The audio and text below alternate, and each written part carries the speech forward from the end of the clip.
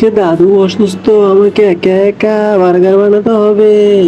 প্রথমে আমি তাওয়ার মধ্যে একটু তেল দিয়ে দিলাম, তারপর রুটিটা দিয়ে দিলাম, রুটিটা দিয়ে তারপর ডেকে দিলাম। এখন আমি ডিমটা ভেঙে দেই, দেখি ডিমটার ভিতরে কয়টা কুসুম আছে। ওয়াও, ডিমটার ভিতরে একটি কুসুম আছে।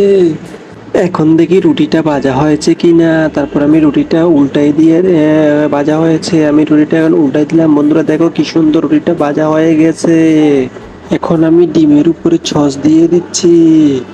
এখন রুটিটা মনে হয় সম্পূর্ণ হয়ে গেছে। ওয়াও, কি সুন্দর রুটিটা ফুলে গেছে। রুটিটা মাঝখান দিয়ে ফাড়লাম, তারপর আমি ডিমটা দিয়ে দিলাম, ভিতরে সবজি দিলাম, তারপরে আমি এখানে কি সুন্দর করে লাগিয়ে দিলাম। এখন আমি দাদুকে নিয়ে দিব, দাদু এটা খেয়ে।